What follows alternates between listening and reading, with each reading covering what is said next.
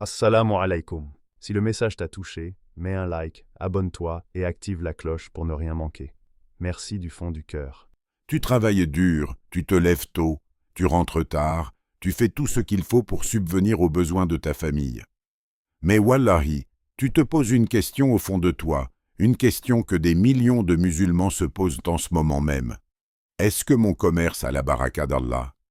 Est-ce que ce que je fais, là, avec mes mains, avec mon temps, avec mon énergie, est-ce que ça plaît à Allah Azawajal? Et surtout, y a-t-il un commerce meilleur qu'un autre aux yeux d'Allah?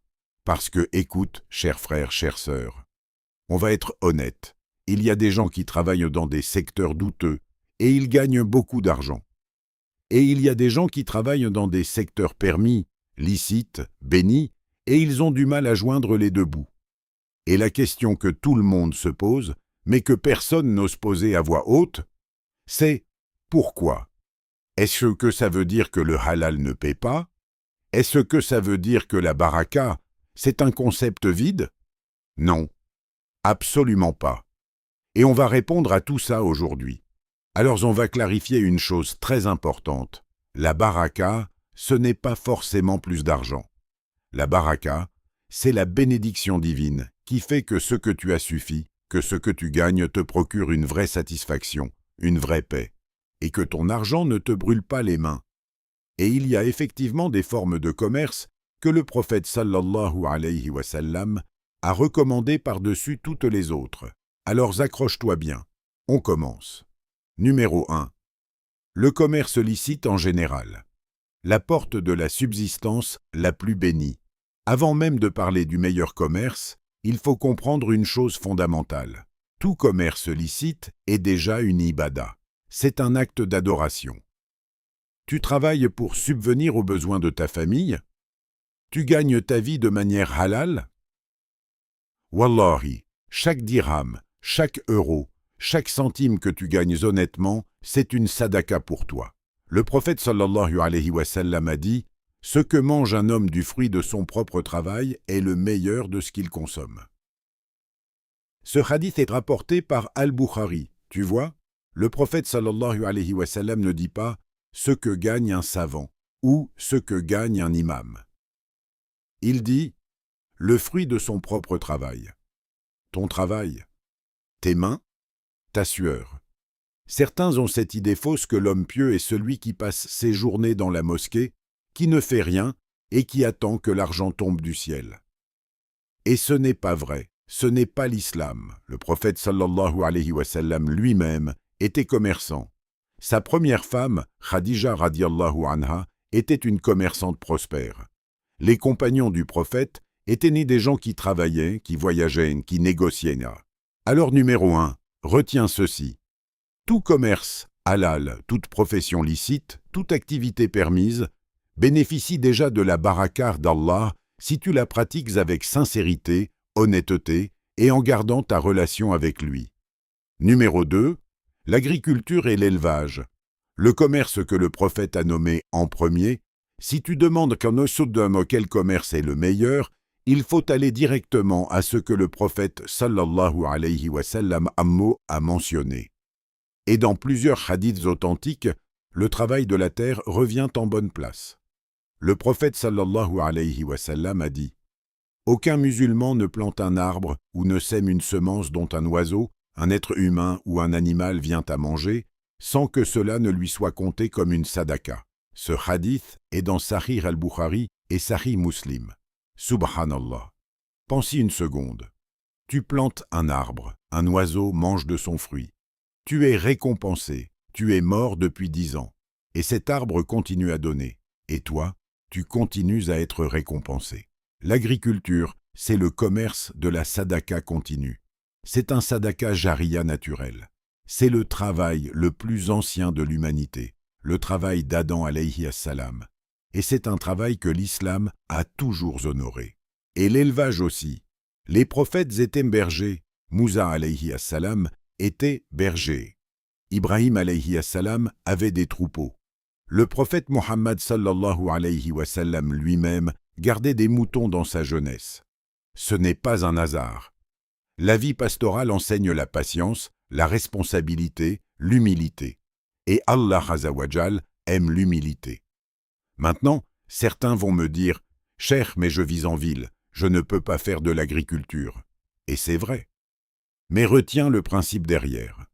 Le commerce qui crée de la valeur réelle, tangible, qui nourrit les gens, qui leur est utile dans leur vie quotidienne, ce commerce-là a une place d'honneur en islam.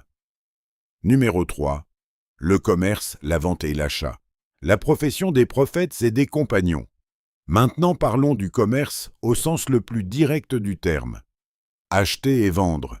Et là, le prophète sallallahu alayhi wa sallam a donné une réponse magnifique quand on lui a demandé quelle est la meilleure source de revenus. Il a dit, le meilleur gain est celui d'un homme qui travaille de ses mains et est tout commerce licite. Ce hadith est rapporté par Ahmad et Al-Bazar, tout commerce licite. Le prophète sallallahu alayhi wa sallam ne fait pas de hiérarchie complexe. Il dit travail manuel honnête et vente licite, c'est ça, le meilleur. Mais il y a des conditions. Et ces conditions sont cruciales si tu veux que ton commerce bénéficie de la baraka. La condition numéro 1, la vérité et la transparence. Le prophète sallallahu alayhi wa sallam a dit « Le vendeur et l'acheteur ont le choix tant qu'ils ne se sont pas séparés. S'ils ont été honnêtes et transparents, leur transaction sera bénie. Mais s'ils ont menti et caché des défauts, la baraka de leur transaction sera effacée. » Ce hadith est dans Al-Bukhari et Muslim. Khalas, c'est dit. Tu mens sur ta marchandise, tu caches un défaut, tu exagères une qualité, la baraka part, elle s'en va. Même si tu gagnes de l'argent à court terme, cette baraka, cette bénédiction dans l'argent, elle disparaît. La condition numéro 2, éviter les serments inutiles. Certains vendeurs, tu le sais, jurent constamment pour vendre leurs produits. Wallahi, c'est le meilleur prix. Bilahi, je perds de l'argent. Talahi, ce produit est parfait. Et le prophète sallallahu alayhi wa sallam a averti contre ça. Il a dit « Le serment facilite la vente, mais efface la baraka. » Rapporté par Al-Bukhari. Fais attention à ça. Ne prends pas le nom d'Allah pour vendre de la marchandise. Ça te coûte en baraka, même si ça te rapporte en dirhams. La condition numéro 3, éviter le riba à tout prix. Le riba, l'intérêt, l'usure, c'est l'ennemi numéro 1 de la baraka. Allah Azawajal dit dans le Coran, dans Surat Al-Baqarah, Allah anéantit l'usure et fait fructifier les aumônes. Verset 276. Anéanti. Ce n'est pas un hasard si Allah a utilisé ce mot. Le riba détruit la baraka. Il ne l'amoindrit pas, il ne la réduit pas. Il l'anéantit. Donc si ton commerce implique des prêts avec intérêt, des investissements dans des produits financiers haram, des transactions avec des banques conventionnelles qui prennent ou donnent de l'intérêt, tu dois réfléchir sérieusement à purifier ta situation. Numéro 4. Le travail de ses propres mains. L'artisanat et le travail manuel. On l'a déjà mentionné dans le hadith précédent, mais ça mérite qu'on s'y attarde. Le prophète sallallahu alayhi wa sallam a dit explicitement que le meilleur des revenus, c'est celui d'un homme qui travaille de ses propres mains. Et l'exemple parfait, c'est le prophète Daoud alayhi salam. Allah Azawajal lui avait donné le don de travailler le fer. Il fabriquait des cottes de mailles. Et le Coran dit dans Surat Al-Anbiya, verset 80, « Nous lui avons appris à fabriquer des cottes de mailles pour vous protéger dans vos combats. » Subhanallah. Un prophète, un roi. Et il travaillait de ses mains. Il ne vivait pas des taxes de son peuple. Il ne prenait pas de cadeaux. Le prophète sallallahu alayhi wa sallam a précisé dans un hadith rapporté par Abu Daoud, Daoud ne mangeait que du fruit de son propre travail. L'artisan, le menuisier, le maçon, le mécanicien, le boulanger, le boucher halal, le cuisinier, tous ceux qui créent quelque chose avec leurs mains, qui rendent un service concret aux gens, ce sont des gens dont le commerce est béni. Et ne te laisse pas influencer par ceux qui méprisent le travail manuel. Dans notre société, on valorise les cols blancs et on dévalorise les cols bleus. Ce n'est pas une valeur islamique. En islam, la dignité vient du taqwa, de la piété, et de l'honnêteté dans son travail. Pas du type de travail que tu fais. Numéro 5. La générosité dans le commerce. Le secret de la multiplication. Et maintenant, on arrive à un secret que beaucoup de gens ne connaissent pendant pas. Tu veux que ton commerce soit béni? Sois généreux dans ton commerce.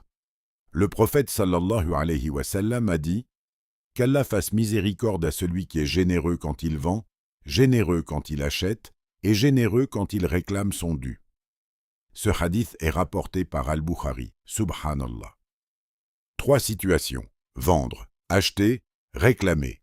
Dans les 3 cas, le prophète sallallahu alayhi wa sallam recommande la générosité, la facilité, la souplesse.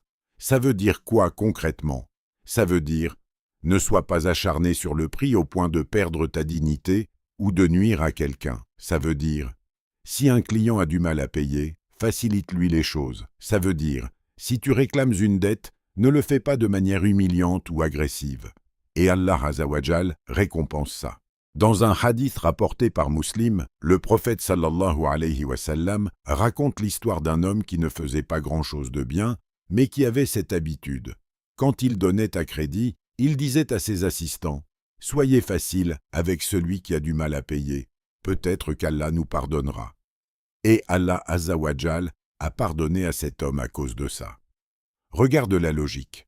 La générosité dans le commerce, faciliter, pardonner, être souple, c'est ce qui attire la miséricorde d'Allah sur ton commerce. C'est ça, la vraie baraka.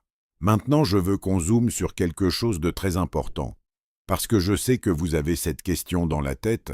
Cheikh, mais les commerces haram, la vente d'alcool, les produits de jeux de hasard, les commerces liés au riba, ces gens-là semblent s'enrichir. Pourquoi? Et c'est une vraie question, ne l'esquivons pas. Premièrement, retiens ceci. L'enrichissement n'est pas une preuve d'approbation divine. Allah Azza wa Jal dit dans le Coran, sourate Al-Imran, verset 178, qu'ils ne pensent surtout pas, ceux qui ont la mécréance, que le délai que nous leur accordons est une bonne chose pour eux.